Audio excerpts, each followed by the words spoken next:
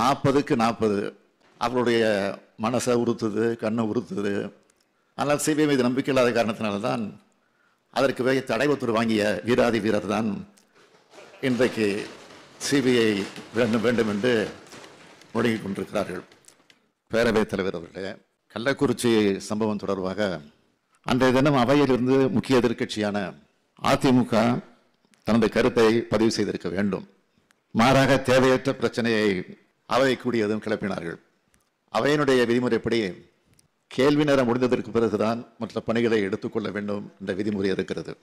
ஆனால் அதையெல்லாம் பொருட்படுத்தாமல் விதிமுறையை மீறி உடனடியாக அந்த பிரச்சனை எடுத்துக்கொள்ள வேண்டும் என்று இங்கு ஒரு பெரிய ரகலையை சேர்த்திருக்கிறார்கள். கேள்வி நேரம் பதில் நேரம் முடிந்ததும் கள்ளக்குறிச்சி பிரச்சனை பற்றி தான் விவாதிக்கப் போகிறோம் என்று சபாநாயகர் அவர்களும் தெளிவாக குறிப்பிட்டு சொல்லியும் அதையும் மீறி அவர்கள் வேண்டுமென்றே திட்டமிட்டு ஒரு கலவரத்தை ஏற்படுத்த வேண்டும் என்பதற்காகவே திட்டமிட்டு அந்த பணியை செய்து முடித்திருக்கிறார்கள். அதற்கு பிறகு நீங்கள் வேறு வழி இல்லாமல் அவர்களை அவையிலிருந்து அன்றைக்கு வெளியேற்றியிருக்கிறீர்கள். அதற்கு பிறகுதான் நான் அவைக்கு வந்தேன். வந்ததற்கு பிறகு கேள்விப்பட்டவுடன் மானிய கோரிக்கை விவாதம் நடைபெறுவது எதிர்க்கட்சி, அதுவும் பிரதான எதிர்க்கட்சி அதிமுக இருக்க வேண்டும். எனவே மறுபரிசீலனை செய்து இதை சரி செய்ய வேண்டும் என்று நான் உங்களிடத்தில் ஒரு வேண்டுகோள் வைத்தேன். நீங்களும் அதை ஏற்றுக்கொண்டு கோரிக்கை வைத்தீர்கள். ஆனால் அதற்கு பிறகும் அதையும் ஏற்றுக்கொள்ளாமல் மீண்டும் மீண்டும் வந்து ஒரு கலவரத்தை உருவாக்க வேண்டும் என்பதற்காக திட்டமிட்டு இந்த காரியத்தை செய்து கொண்டிருக்கிறார்கள். வேறொன்றும் இல்லை, 40க்கு 40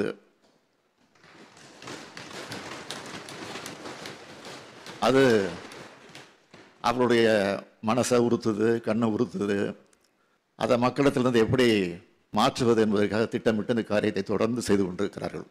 எனவே நான் பல்வேறு விளக்கங்களை கவன ஈர்ப்பு தீர்மானம் கொண்டு வந்தபோது அதற்கு என்னென்ன பரிகாரம் செய்ய போகிறோம் என்பதை பற்றியெல்லாம் தெளிவாக சொல்லியிருக்கிறேன்.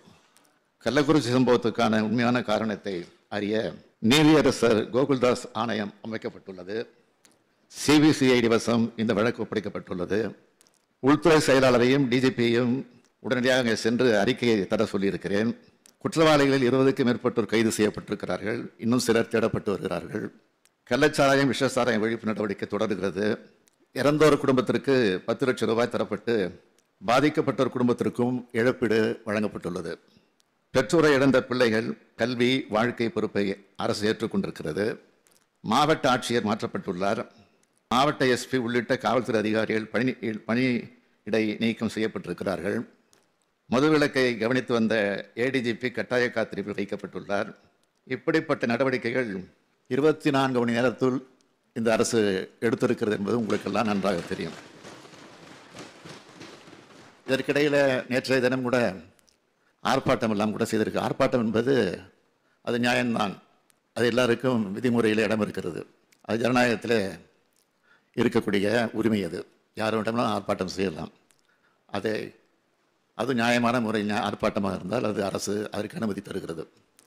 ஆனால் அந்த ஆர்ப்பாட்டத்தை கூட திரும்ப திரும்ப சிபிஐ என்கொயரி வைக்க வேண்டும் என்று வலியுறுத்தி பேசியிருக்கிறார்கள். இதே எதிர்க்கட்சி தலைவர் அப்போது முதலமைச்சராக இருந்தபோது அவர் மீது சிபிஐ விசாரணை ஒன்று வந்தது, அவர் மறந்திருக்க மாட்டார். திராவிட முன்னேற்ற கழகத்தினுடைய அமைப்பு செயலாளர் RS பாரதி அவர்கள் எதிர்க்கட்சி தலைவர்கள் மீது ஒரு குற்றச்சாட்டை சொல்லி அதில் முறைகேடு நடந்திருக்கிறது, விசாரணை நடத்த வேண்டும் என்று நீதிமன்றத்துக்கு சென்றபோது சிபிஐ விசாரிக்க வேண்டும் என்று நீதிமன்றம் சொன்னது. சிபிஐ மீது நம்பிக்கை இருந்தால் அதை அவர் ஏற்றுக்கொண்டு அதை எதிர்த்திருக்க வேண்டும். ஆனால் சிபிஐ மீது நம்பிக்கை இல்லாத காரணத்தினால்தான் அதற்கு தடை உத்தரவு வாங்கிய வீராதி வீரர் தான் இன்றைக்கு சிபிஐ வேண்டும் வேண்டும் என்று முழங்கிக் கொண்டிருக்கிறார்கள். எனவே இது குறித்து சபாநாயகர் அவர்கள் தான் முடிவெடுக்க வேண்டும் என்று நான் கேட்டுக்கொள்கிறேன்.